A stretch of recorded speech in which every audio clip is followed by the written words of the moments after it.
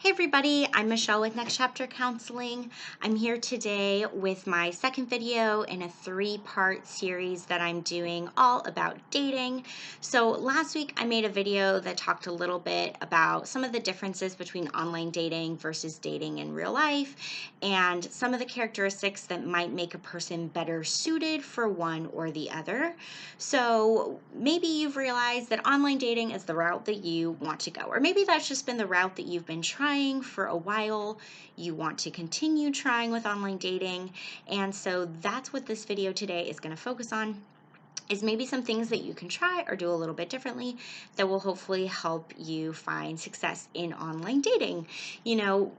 Online dating has been around long enough now that I think practically all of us know somebody who has met and married someone, or chosen to spend their life with someone that they met online. To be clear about what I mean by online dating, I don't just mean dating websites like Match or eHarmony.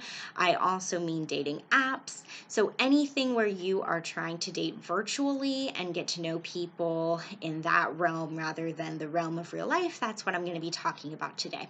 So like I just said, I'm going to give you basically a couple things to think about, try out today that might help shift some things when it comes to online dating for you.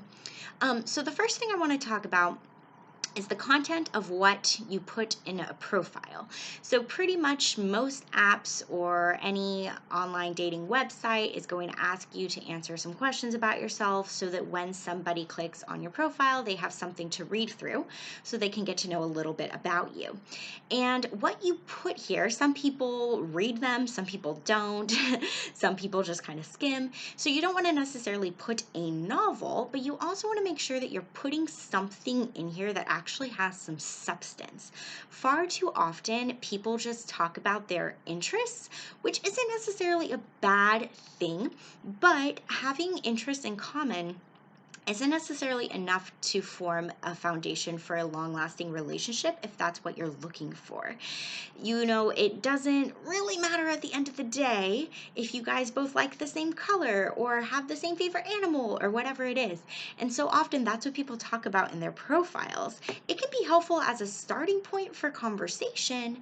Is it going to be a determining factor in whether your relationship is going to be a long-term one? Not so much. So lots of times people's dating profiles read something like, oh, my name's Michelle. Chocolate's my favorite food. I love the Harry Potter books. I'm more of a cat person than a dog person, things like that. But these are not things that will help you find a potential lifelong partner.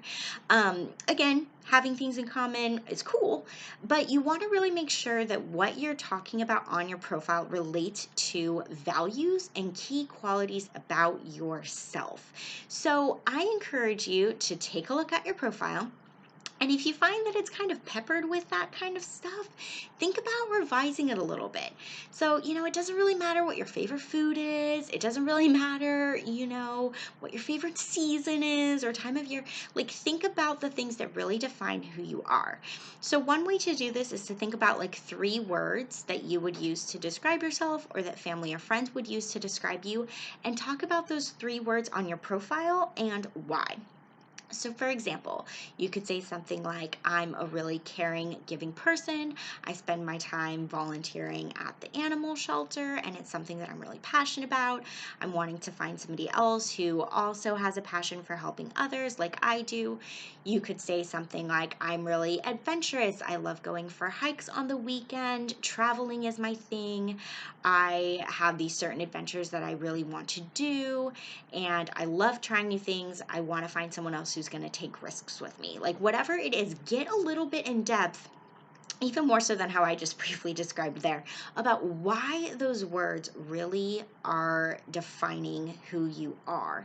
So revise your profile to say something like that. Get in there a little bit deeper. And the flip side of this is that when you are scanning and reading people's profiles, which one I do encourage you to do. I know it's easy to just like judge someone by a profile picture, which we're going to talk about in a minute, and then just keep moving and to not read their profile. But I really encourage you to read it and actually think about, with how this person is describing themselves, could we be a compatible match? Do we have some key things in common? Do we have things that are a little bit different but could like balance each other? Think about that. So try to find those profiles where the person you're looking at is, again, talking about more than just their favorite food or their favorite, I don't know, favorite movie or whatever it is. Try to find people who are also going deeper and pay attention to that. So revamp your profile if you need to, and look at people who are also talking about values and key qualities of who they are on their profile. So the second thing I want to talk about, which I just alluded to a little bit, is profile pictures. Trust me, so many people out there, even though we say don't judge a book by its cover, well, we're human. We judge books by their covers. They've actually done a lot of research that shows like it only takes milliseconds for us to look at someone else and make a determination of whether we think they're attractive or unattractive. We do this very subconsciously all the time. It's how we're designed as human beings. And for a lot of people in the online dating realm, this is their filter. You're scrolling through and you'll look for the people who you think are attractive. You find the attractive people, you click on their profile, maybe give it a read. And again, if what you're reading seems like pretty good or interesting, then you're like, okay, this is a person who I want to reach out to.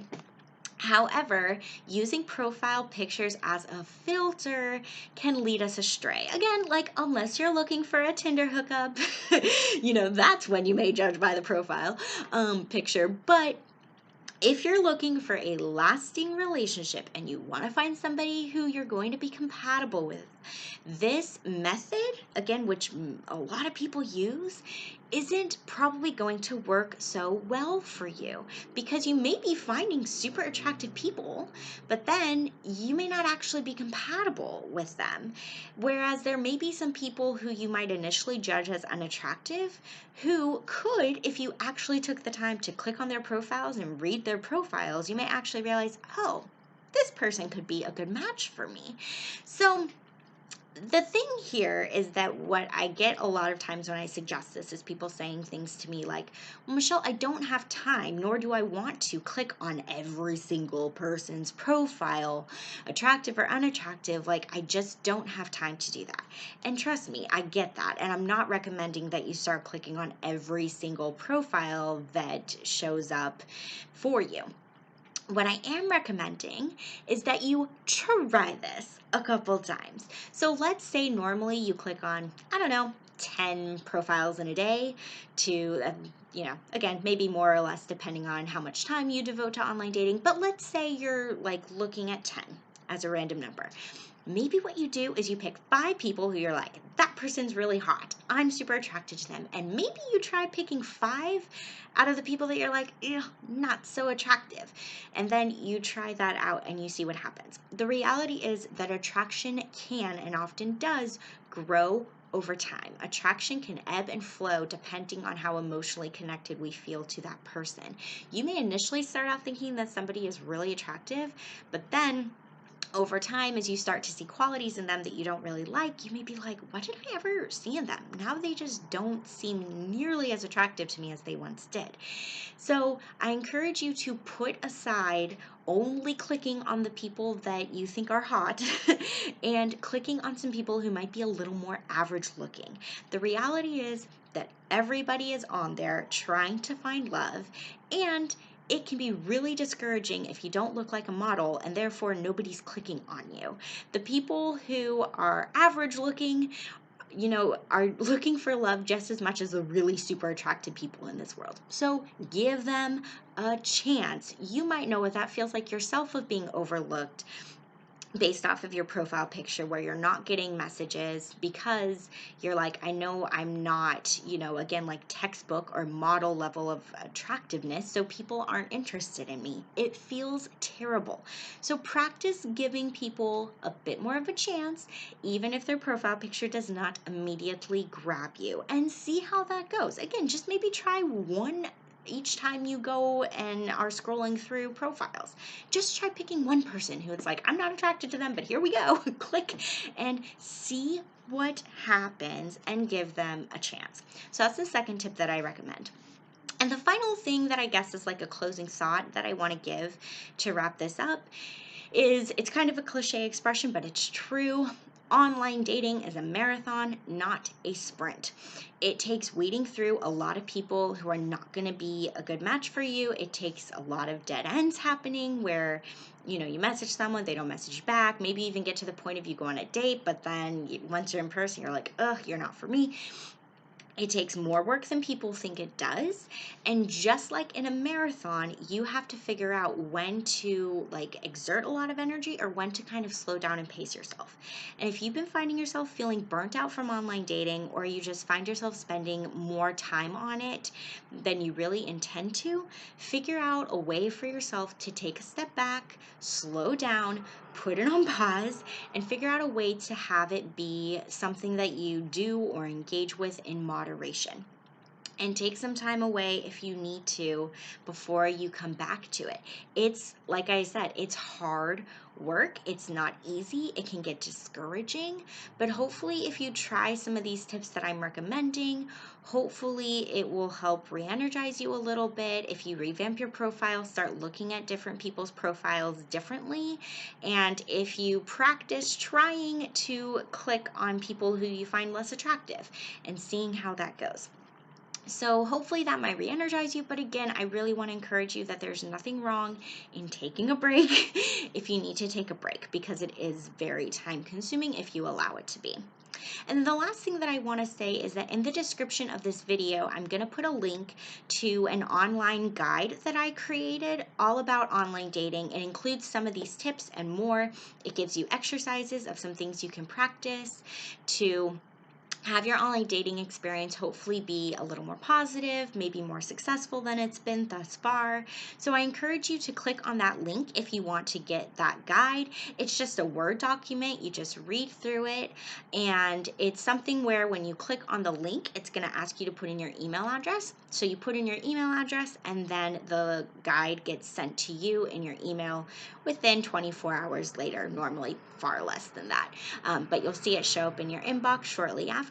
And then that's something that you can read through. And like I said, it's free. It's just free advice all about how you can try to make some changes with online dating. So hopefully that will be helpful for you guys. And I'll be back next week with the third video about dating in real life. Thanks.